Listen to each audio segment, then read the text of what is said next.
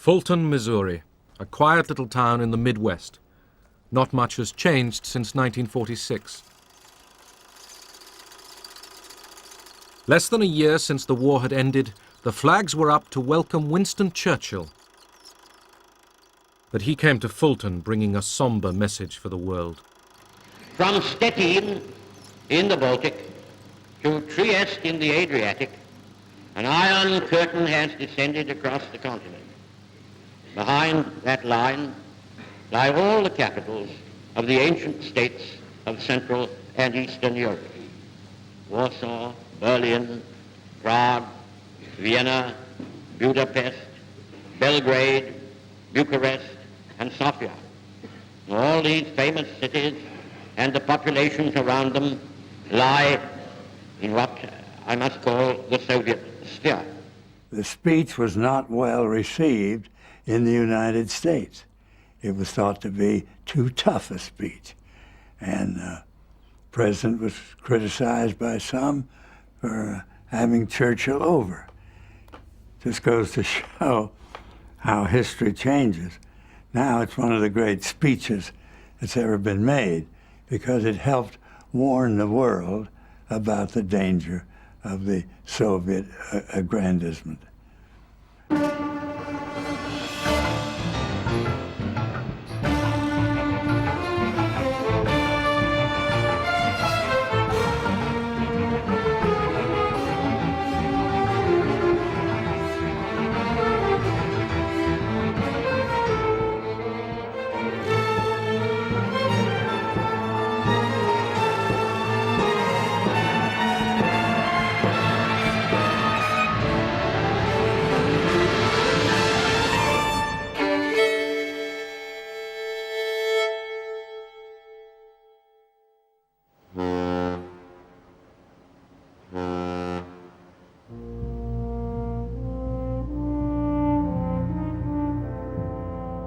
Back from overseas came the Americans. For the second time in a century, the United States had been pulled into a world war far from its own shores.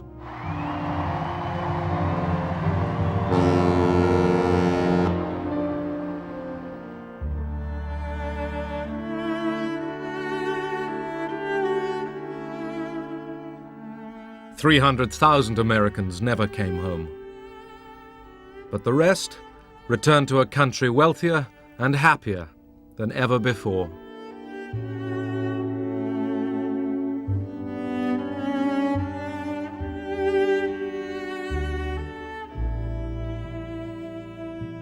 I sort of eased back into contentment. I said, gee, this is wonderful.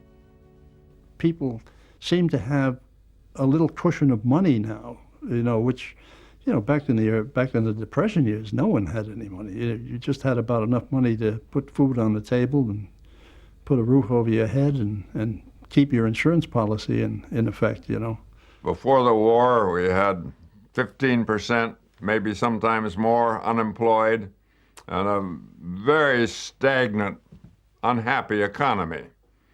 And the war production of munitions, production of armaments, put enormous sums of money into the economy, put millions of people to work, not only men but women, Rosie the Riveter, and we emerged from the war with virtual full employment.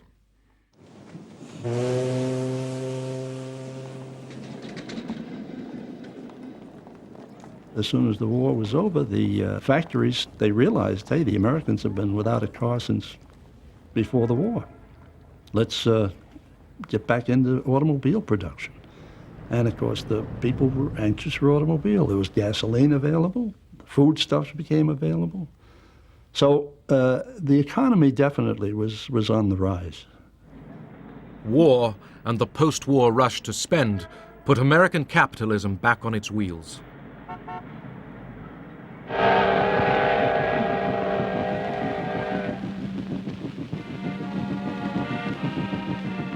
In the first summer of peace, the Soviet soldiers rode home.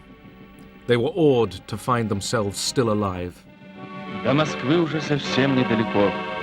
Поезд идет из столицы Германии. И вот он, счастливый час. Здравствуй, родная Москва!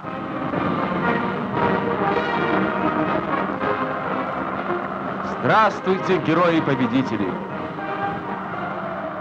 In the crowds that welcomed them, it was the lucky ones who found their sons or husbands.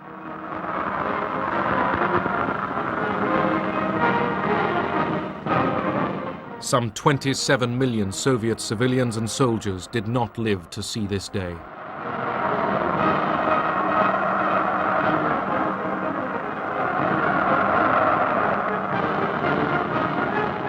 И целовали людей незнакомых, радовались.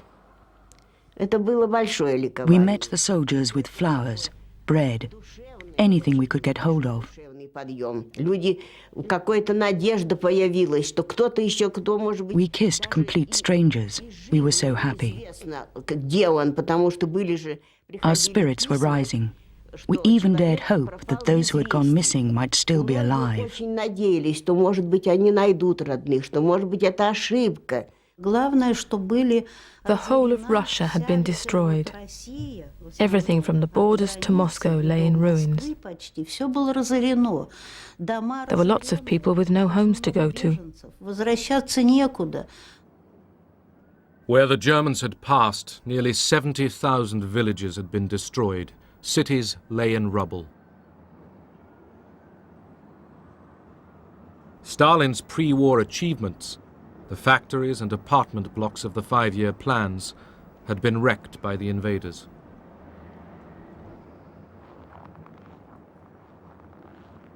То, что было до войны, как будто бы и неплохо. Things which before the war hadn't seemed too bad were completely destroyed. Люди жили в погребах, в подвалах, в ямах. People were living in ruins. Такие страдания, It's impossible to describe the suffering. невозможно описать. Это только You can only understand it if you've lived through it and seen it with your own eyes. когда это увидел своими глазами.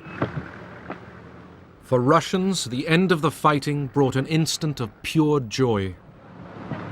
Ну что вам я могу сказать? В Берлине, в центре. Другой раз так забудешь. Не вдумаешься глубоко, посмотришь.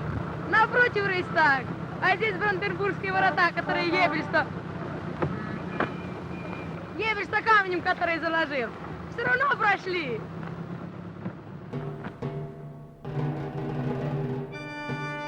Berlin, the final battlefield.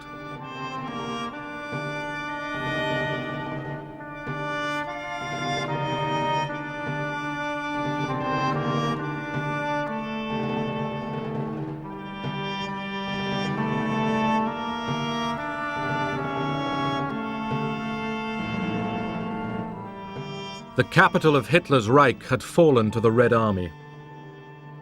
Dazed Berliners waited to see what the conquerors would do to them. But there was no organized massacre. The survivors were allowed to live as best they could.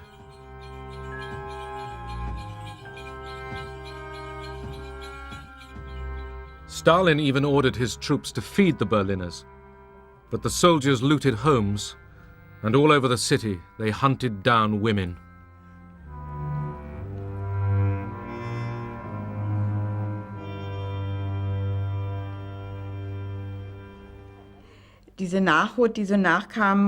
More and more Russians came by.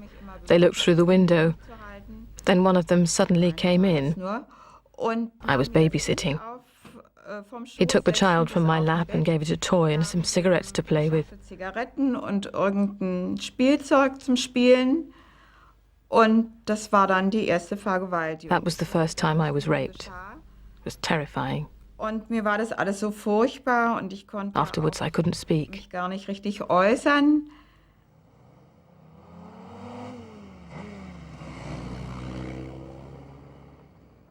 Stalin's police chief Beria and foreign minister Molotov tour Berlin.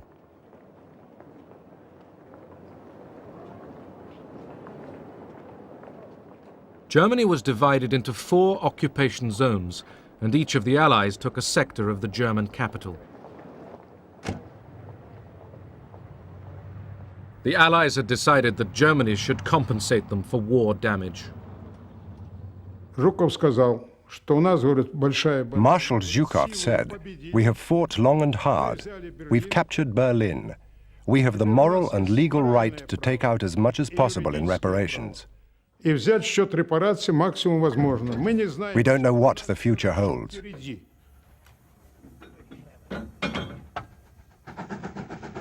The German population was forced to help the Russians seize industrial resources. Not just machines, thousands of craftsmen and scientists were kidnapped and taken to the Soviet Union.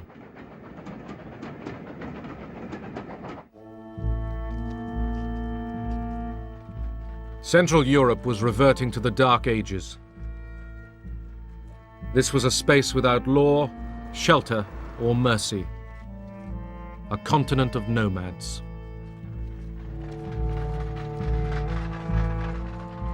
Millions of people uprooted by the Nazis were struggling home. Now it was the turn of the Germans to be the victims.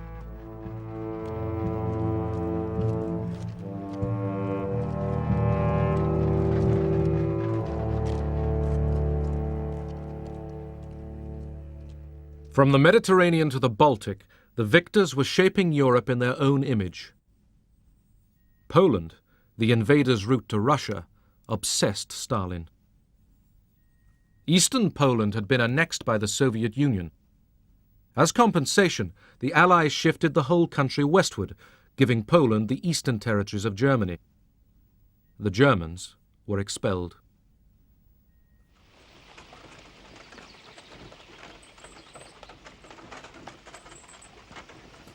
Poles, whose own homelands had been seized by the Soviet Union, now took over German farms and houses. Aber in diesem Herbst 45, in the fall of 1945, a young Polish woman, 19 years old, and an older man from the militia entered our house. Und ein älterer Mann von der Miliz unser Haus betreten. Sie fragt the girl asked, "Who does this house belong to?" And my mother said, "To us." Ja, mir. Und And Hania, that was the Polish girl's name, said, "Now it's mine." From then on, it was Hania's house. Von Hania.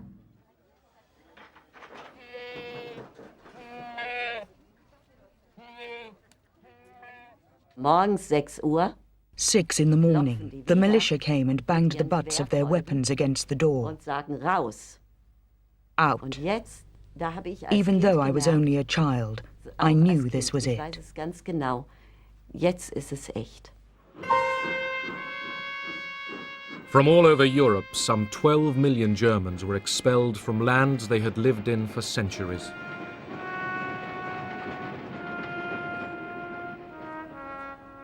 Today it's called ethnic cleansing.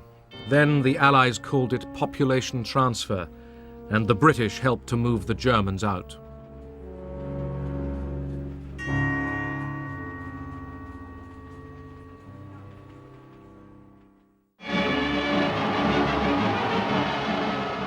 Victory in London.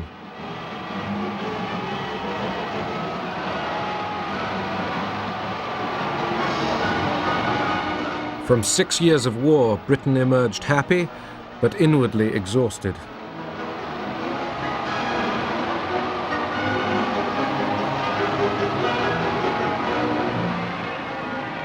For the moment, people cheered for king and empire as if nothing had changed or ever would.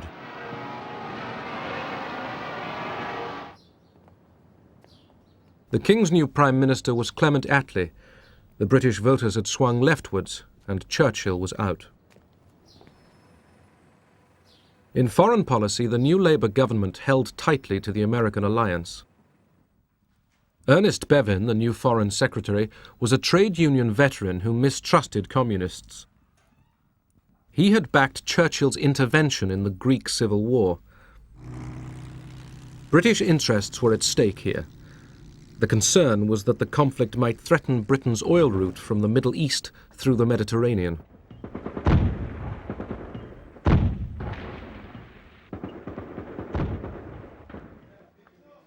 The strongest resistance movement, the Communists, reached for power. But they didn't know that Stalin had told Churchill that he had no interest in a communist Greece. The British Army moved in.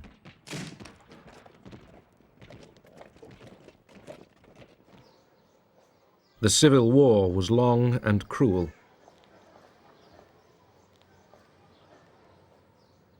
But Stalin kept his word and left the Greek communists to their fate.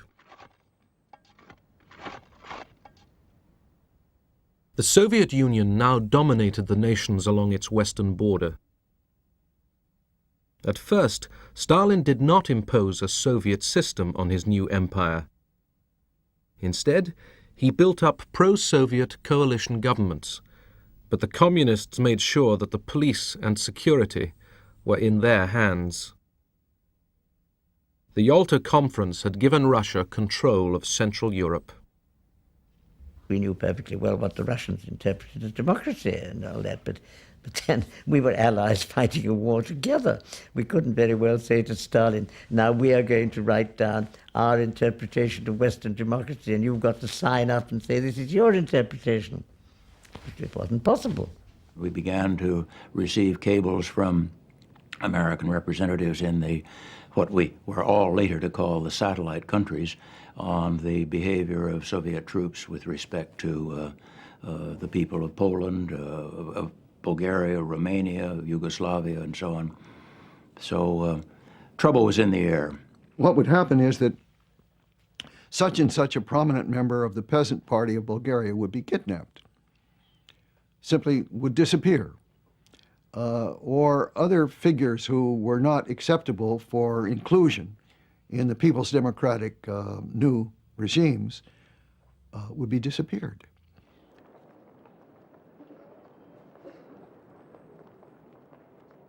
In Berlin, where the Allies jointly supervised city life, the communists were careful.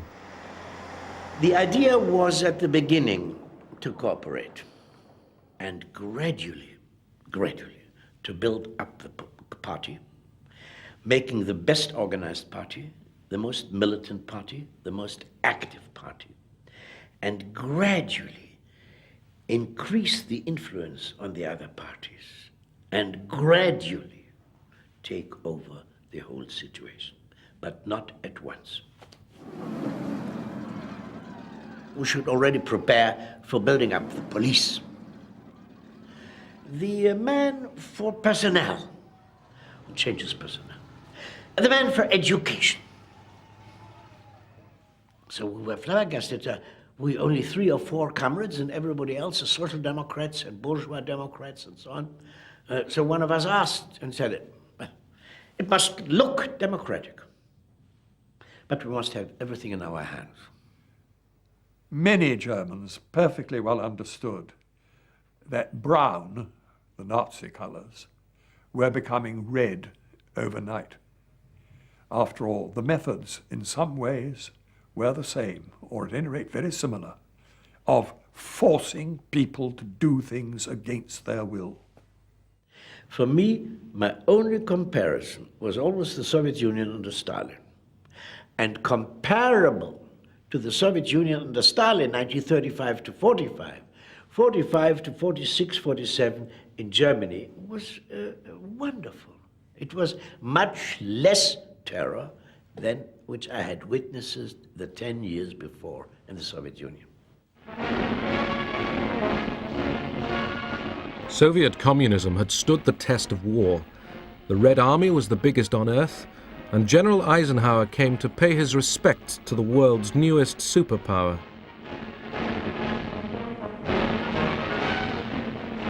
But Stalin feared encirclement by the capitalist powers. At home, he watched for treachery. Those who had been taken prisoner by the Germans and seen a glimpse of the West might become disloyal. They were being arrested in thousands. The Americans knew what was going on. We had a maid whose husband was a prisoner of war. When he finally was repatriated and came back, it was this great reunion. Life was wonderful again. The family was reunited. 6 months later, He was arrested because he had been a German prisoner of war. Some were there because of a general decree by Stalin. Some were deserters and thieves. Some White Russian emigres. Some Poles from the Home Army. I entered a whole new world. Prison camps were my university.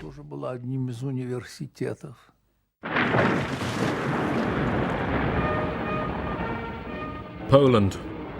In the wreckage of Warsaw, the Poles began to clear the ruins.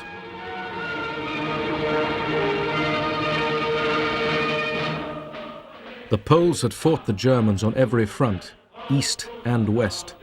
Now they worked together to rebuild their country.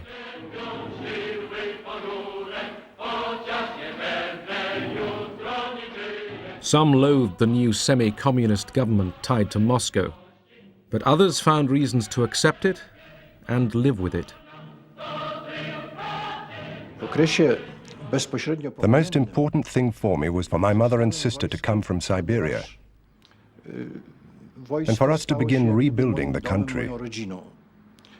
We also needed to secure our borders, which were seriously threatened. Staying in the army gave me that chance.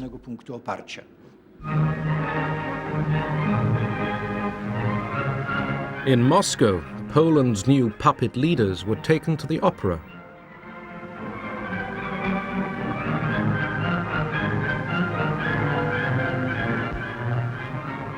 The Poles agreed to a close alliance with the Soviet Union.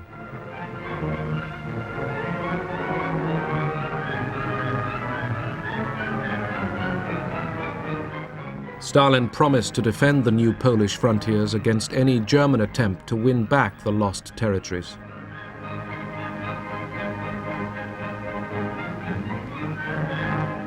Stalin was at the zenith of his power. His colleagues felt terror in his presence. Russian diplomats, like all other Russian officials or party members or whatever, lived in terror of the great man, and justifiably so, because if they gave unpopular advice, they might find themselves in a concentration camp or with a bullet in the back of their heads. It wasn't very easy to give good advice to Stalin if it was unpalatable. Он сидел такой веселый, настроение у него хорошее, рядом сидел с ним. Stalin was cheerful and in high spirits.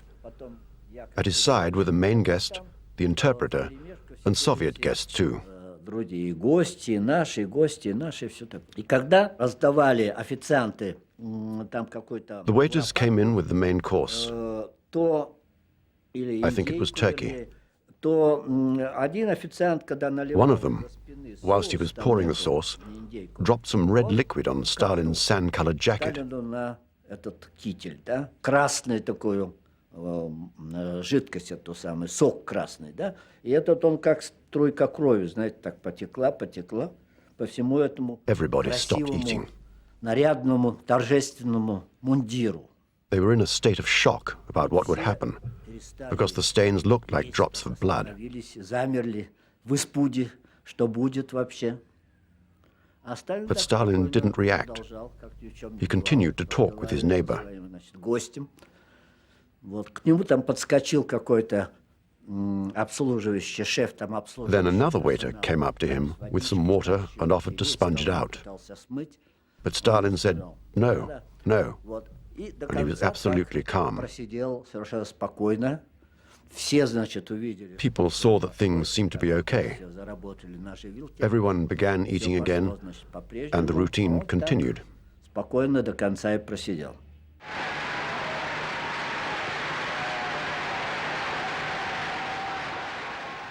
To mark the Soviet elections, Stalin made a grand appearance.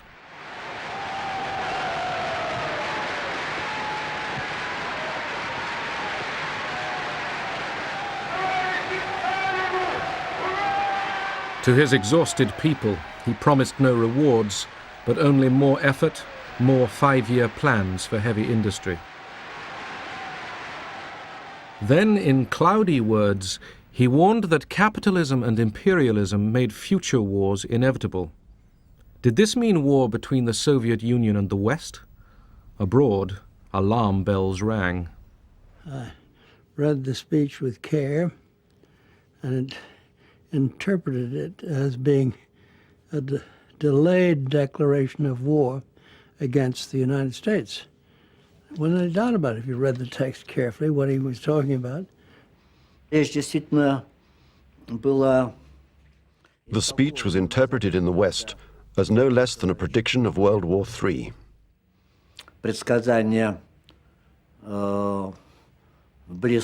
I don't think this was right, though.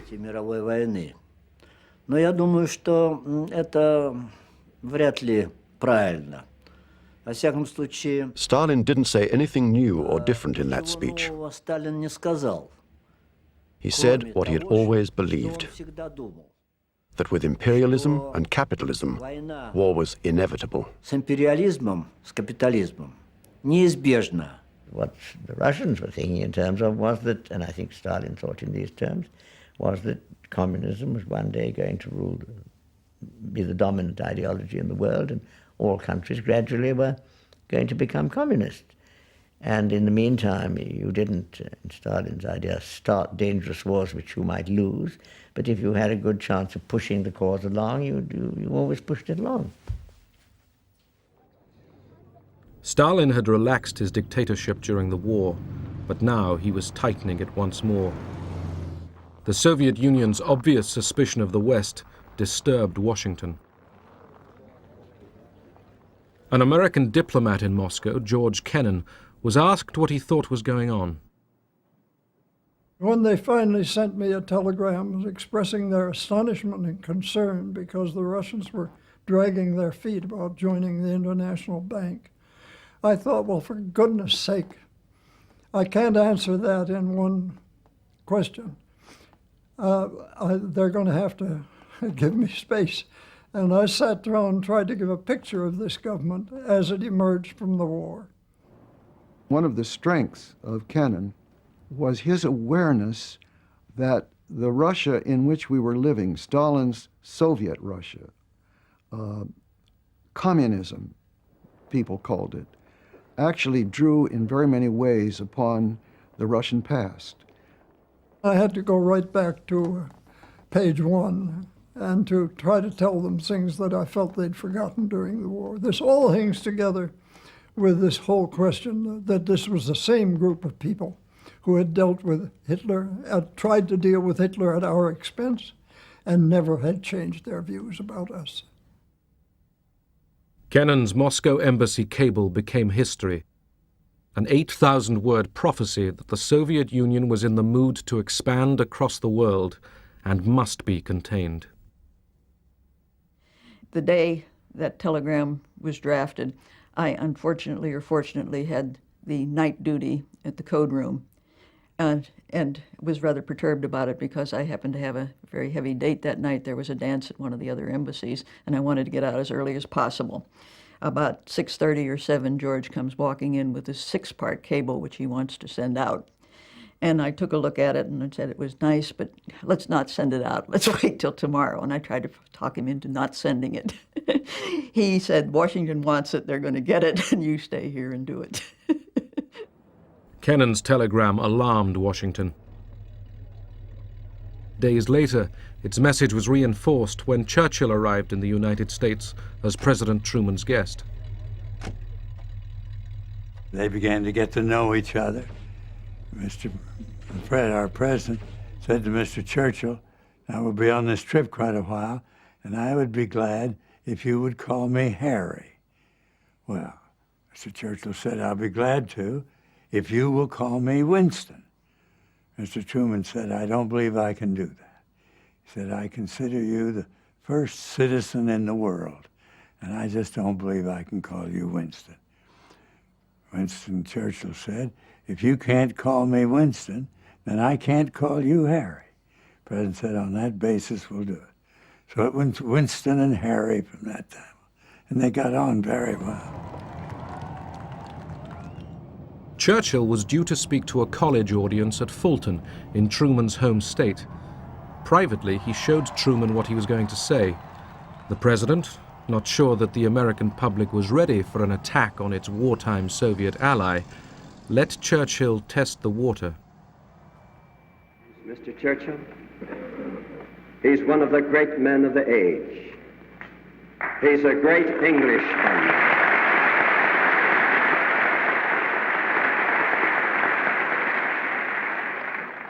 He's a great Englishman, but he's half American.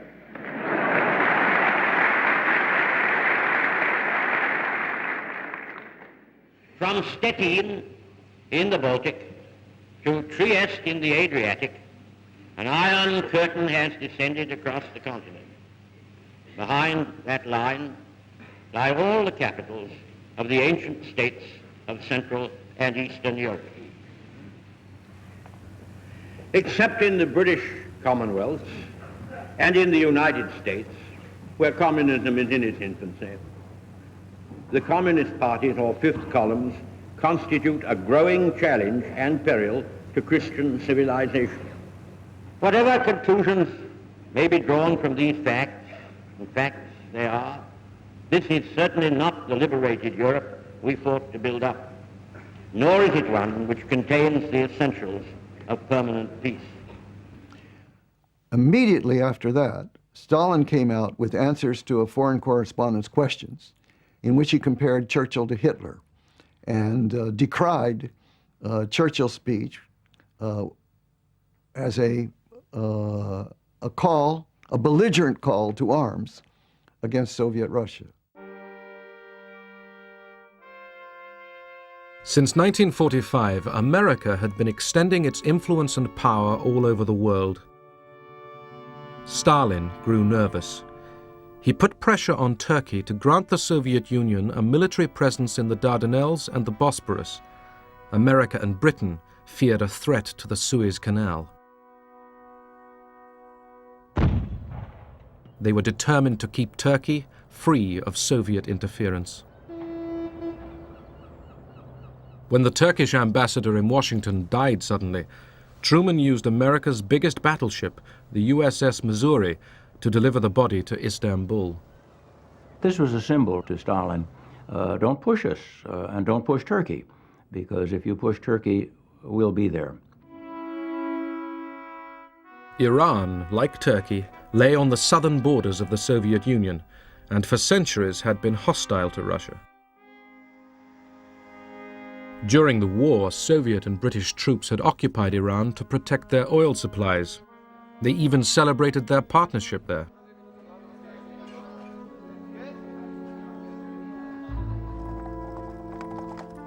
The old Shah, thought to be pro-German, was dethroned and replaced by his son, Mohammad Reza Pahlavi.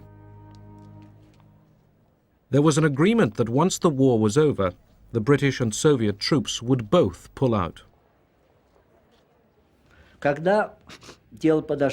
the occupation was due to end, Stalin didn't want to leave. У Сталина охоты уходить из Ирана не было. Он, так сказать, He wanted to stay on. и задержаться бы еще. И тут, конечно, This created problems. всякого рода сложности. There was lots of pressure put on us. Pressure from the British. Большой. And in fact, the Soviet Union had no legal right to stay there. Таких легальных, законных у Советского Союза не было. Iran presented the Security Council of the newly founded United Nations with its first crisis. That's Mr. Gromyko proposing to the Security Council that the hearing of the Persian case should be postponed. The Soviet Union tried to prevent further discussion. They lost. Mr. Gromyko and the other Russians then walked out. Their dramatic exit seems to have caused no obvious reaction at the time, though we can imagine what most of those present were thinking. One good thing, however, emerges from this incident. The Security Council had stood its ground. 6 weeks later, Stalin ceremonially withdrew his forces from Iran. But Truman, shaken by his behavior, suspected that Stalin was aiming at world domination.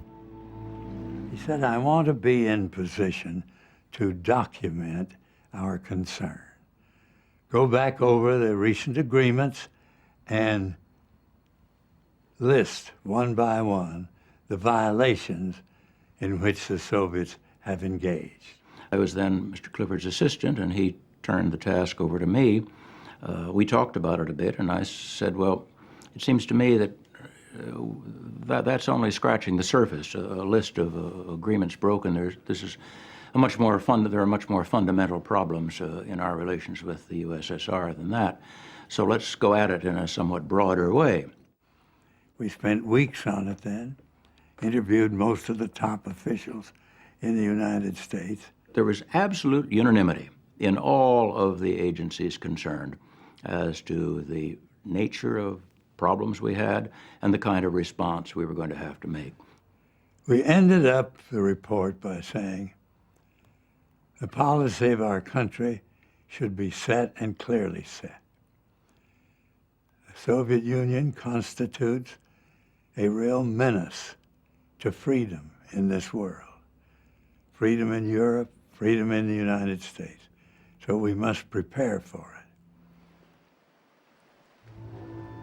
The Clifford-Elsie report was kept secret.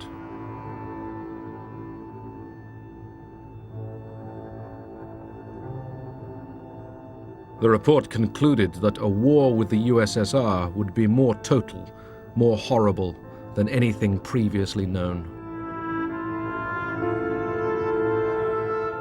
The United States still had the monopoly of atomic weapons. At Bikini Atoll in the Pacific, 2 atom bombs were detonated in July 1946. The warning to Stalin was plain. From now on, all the big powers worked frantically to develop their own atomic and biological weapons. At the Paris Conference of Foreign Ministers, Molotov was determined to maintain joint Allied control of Germany. But his American counterpart, Secretary of State Burns, wanted Germany to pay no more reparations. For Molotov, Burns was too concerned with German opinion. He was outraged. Molotov was nicknamed Mr. No. But if he had been a Mr. Yes, Stalin would not have kept him on. Stalin needed a Mr. No, someone capable of finding out the maximum information about the other side's position. Molotov would squeeze the other side to its absolute limit. When he had totally exhausted these methods, it was Stalin's turn. He would come back and resolve matters with a friendly smile. It was at Paris that the wartime alliance began finally to break up. The Americans and the British were impatient to develop stable economies in their zones of Germany without Soviet interference.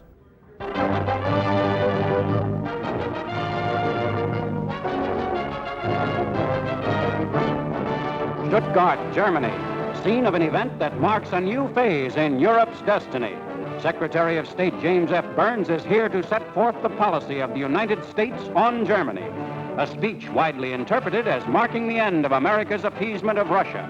Burns tells the Germans and the world, it is not in the interest of the German people or in the interest of world peace that Germany should become a pawn or a partner in a military struggle for power between the East and the West. I listened to the Burns-Stuttgart speech with marked approval because, in fact, I had written most of it. And those of us who worked on it, and Burns, were not thinking in anti-Soviet terms. The American people want to return the government of Germany to the people of Germany.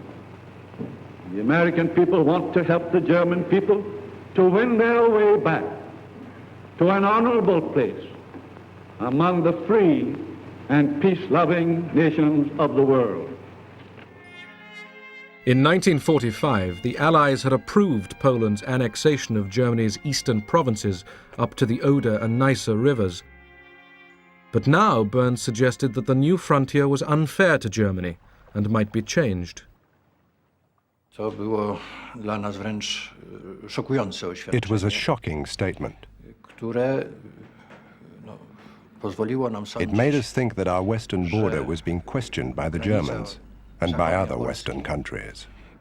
Jest I będzie kwestionowana przez mocarstwa zachodnie, przez Niemcy. It was one of the most important things that strengthened our ties with the Soviet Union. Umacniał nasze sojusznicze stosunki ze Związkiem Radzieckim. More pictures have arrived from Moscow. They show the everyday scene in the Soviet capital's famous Red Square.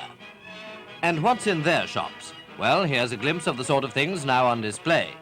These new fashions, our cameraman tells us, are so expensive that they're quite beyond the means of ordinary people in Russia today.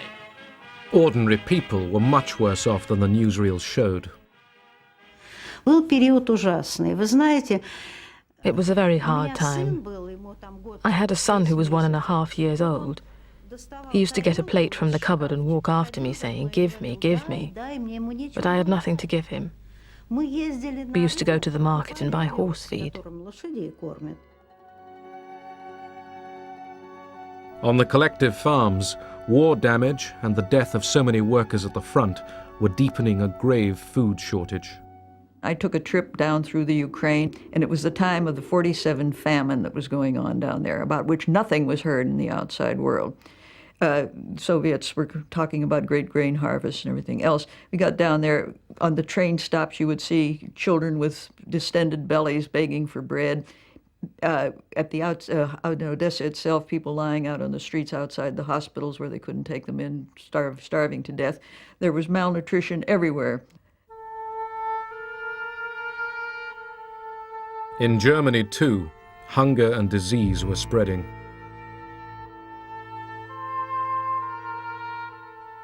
The nightmare of the Western Allies was that poverty would drive the Germans towards communism.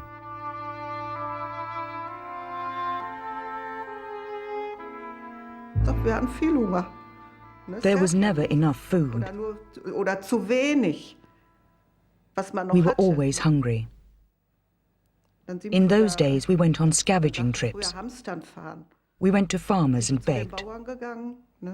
Sometimes we got something, other times nothing. America's General Lucius Clay reflected, "There is no choice between being a communist on 1,500 calories a day and a believer in democracy on 1,000.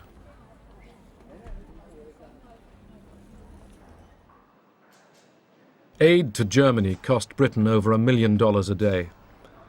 But British supplies were not enough to save thousands of Germans who died that winter for lack of food and fuel.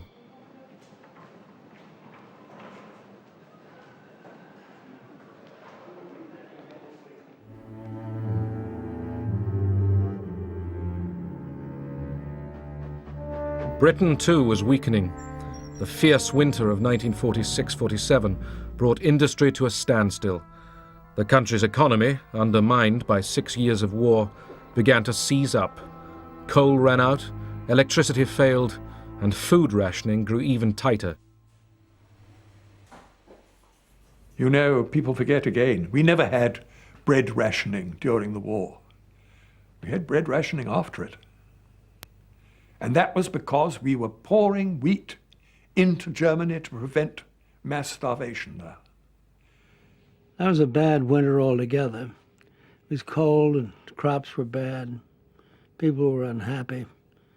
And the communists were making strenuous gains here, there, and the other place, particularly in Italy and in France, but also in Germany.